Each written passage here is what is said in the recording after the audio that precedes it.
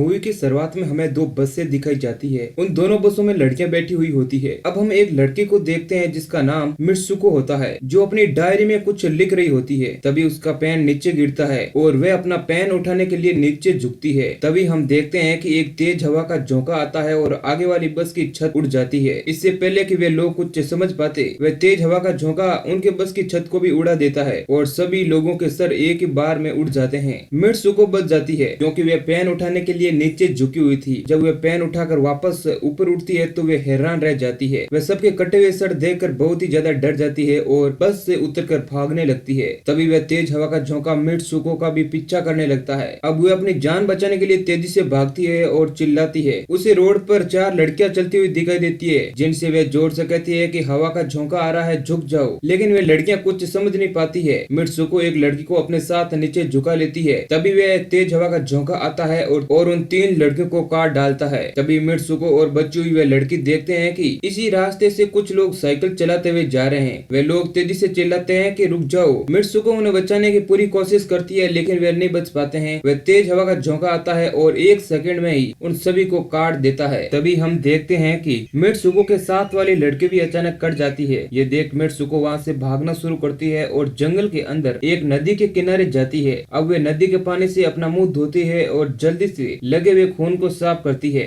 वे नदी के चारों तरफ देखती है कि वहाँ पर बहुत सारी लाशें पड़ी हुई है। मित्सुको उनमें से किसी एक की ड्रेस पहन लेती है और आगे बढ़ने लगती है। वे चलते चलते अपने स्कूल पहुँच जाती है। अब हम देखते हैं कि वहाँ पर एक लड़की मित्सुको के पास आती है और उससे कहती है कि तुम्हारा क्या हाल है। इससे हमें पता चलता है कि वे लड़की उसकी दोस्त है। अब वे दोनों आपस में बात कर रहे होते हैं कि तभी अचानक हवा का झोंका फिर से आ जाता है, जिसे देखकर मित्सुको डर जाती है और वे तेजी से अंदर की ओर भागने लगती है। उसके दोस्त को कुछ समझ नहीं आ रहा था कि आखिर मित्सुको ऐसा व्यवहार क्यों कर रही है। तभी मित्सुको अपने दोस्त को पूरी बात बताती है और कहती है कि एक हवा का झोंका सभी को मार रहा है, पर उसकी दोस्त कुछ समझ नहीं पाती है। अब मित्सुको की बेस्ट फ्रेंड उसे खिड़की के पास ले जाकर उसका हाथ बाहर निकाल कर कहती है कि ये सिर्फ हवा का झोंका है, ये तुम्हें कोई नुकसान नहीं पहुंचा रहा है। जब हवा का झोंका इस बार मित्सुको को कोई नुकसान नहीं पहुंचाता है तो वह शांत हो जाती है और सोचती है कि शायद यह कोई सपना देख रही है। जिसके बाद हम देखते हैं कि मित्सुको और उसकी बेस्ट फ्रेंड और अन्य दो दोस्तों के साथ वे लोग कहीं घूमने का प्लान बनाते हैं। वे लोग क्लास को बीच में ही छोड़कर वहाँ से भाग जाते हैं। हालांकि टीचर उन्हें देख लेती है, लेकिन फिर भी वे दौड़कर चले जाते हैं। वे सभी लोग दौड़ते हुए जंगल में तालाब के किनारे आ जाते हैं, जहाँ पर मित्सुको की बेस्ट फ्रेंड बाकी लड़कियों को उसके सपने के बारे में बताती है। तभी उनमें से एक लड़की कहती है कि ये सब कुछ रियल हो सकता है और ये सब कुछ मिरर वर्ल्ड में हो रहा है, जहाँ पर सब कुछ उल्टा होता है। वह लड़की तालाब में एक छोटा पत्थर फेंकती है और उन्हें समझाती है कि ये हो सकता है कि मुझे मिरर वर्ल्ड में मैंने कोई पत्थर फेंका ही ना हो। तभी अचानक एक मगरमच्छ निकलता है और उसे लड़की को खा जाता है। लेकिन तभी वह लड़की अचानक फिर आ जाती है और उनको कहती है कि जो भी चीजें मिरर वर्ल्ड में हो रही है वह इस दुनिया में नहीं होती है। यानी इस लड़की को दूसरी दुनिया में मगरमच्छ ने खा लिया, लेकिन इस दुनिया में उसे कुछ नहीं हुआ है। जिसके बाद सभी एंजॉय करते हैं। पीछे से दो लड़कियां इन सब को देख रही होती है, जिनमें से एक दुल्हन बनी हुई थी, यानी उसकी शादी हो चुकी थी। अब मित्सुको की दोस्त उससे कहती है कि हमें कुछ ऐसा करना होगा जो मिरर वर्ल्ड में नहीं हो सकता है। जिसके बाद सभी लोग नेक्स्ट क्लास अटेंड करने के लिए स्कूल वापस आ जाते हैं। अब मित्सुको को टेबल के पास पड़ा हुआ एक तकिया दिखता है, जिसे उठाने के लिए वे नीचे झुकती है। तभी उसके टीचर सभी स्टूडेंट पर गोलियां बरसाना शुरू कर देती है, लेकिन इस बार भी मित्सुको बच जाती है क्योंकि वे तकिया उठाने के लिए नीचे झुकी हुई थी। तभी उसकी दो दोस्त आती है जो मित्सुको को वहाँ से ले जाती है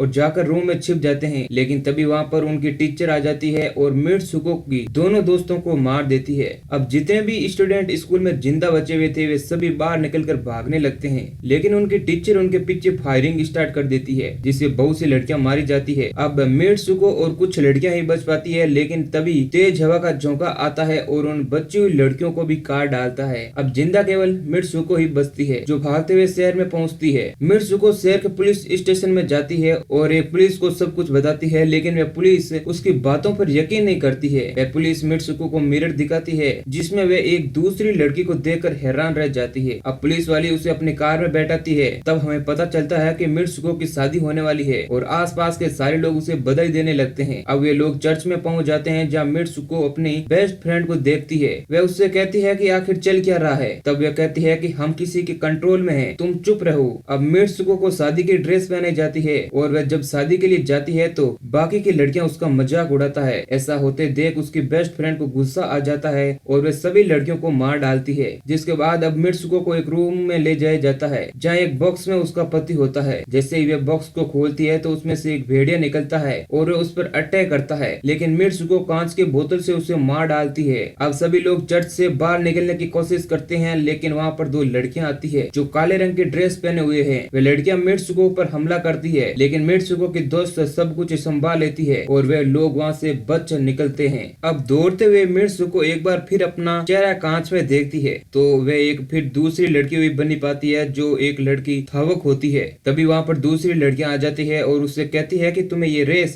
किसी भी हालत में जीतनी होगी, नहीं तो तुम मारी जाओगी। मित्सुको अब रेस में दौड़ना शुरू करती है जहाँ उसे उसकी दो दोस्त और मिलती है जो उससे कहती है कि तुम्हें इस दुनिया को छोड़कर जाना होगा। जिसके बाद मित्सुको दौड़ते हुए अपना रास्ता बदल लेती है और भागते हुए एक ऐसी जगह पर पहुंच जाती है जहाँ पर अंधेरा है। वहाँ पर एक लड़की होती है जो उसे खींचकर अंदर की ओर ले आती है।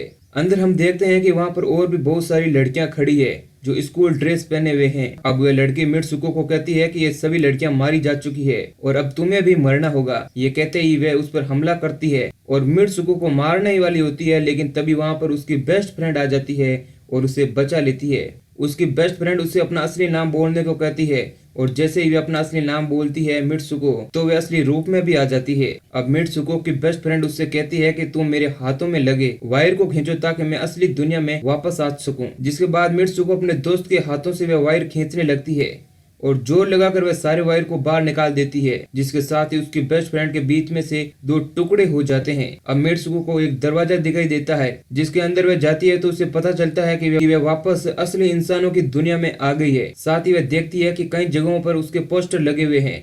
तभी एक लड़का उसके पास आता है और उससे कहता है कि तुम फ्यूचर की दुनिया में हो। ये सुनते ही मित्सुको बेहोश हो जाती है। जब वे वापस होश में आती है तो वे देखती है कि एक बुढ़ा आदमी गेम खेल रहा है और उस गेम का मेन कैरेक्टर मित्सुको थी, यानी अभी तक जो भी कंट्रोल कर रहा था ये बुढ़ा आदमी था। तब वे बुढ़ा आदमी मित्सुको को कहता है कि इस गेम को मैंने ही बनाया था और मैं ही इसे कंट्रोल कर रहा हूँ। तुम तो बहुत पहले ही मारी जा चुकी हो, लेकिन मैंने तुम्हें फिर बनाया। अब मित्सुको को वे बुढ़ा आदमी एक लड़के के साथ सोने के लिए कहता है। तब मित्सुको समझ जाती है कि अगर उसने खुद को खत्म नहीं किया तो ये गेम बहुत ही लंबा चलने वाला है। जिसके बाद वे अपने आप को खत्म कर लेती है। ये देख वे बुढ़ा आदमी जोर जोर से रोने लगता है और इसके साथ ही गेम के बाकी कैरेक्टर भी खुद को मार लेते हैं और पूरा गेम खत्म हो जाता है। अब हमें वापस मित्सुको को दिखाया जाता है जो बर्फ में कहीं पड़ी हुई सो रही थी, यानी अब वे वापस असली दुनिया में आ गई थी और अब वे पूरी तरीके से सुरक्षित है। यहीं पर हमारी मूवी खत्म हो जाती है। तो दोस्तों मूवी की कहानी अगर आपको पसंद आई है तो चैनल को सब्सक्राइब जरूर करना और हाँ वीडियो को लाइक कर देना। धन्यवाद।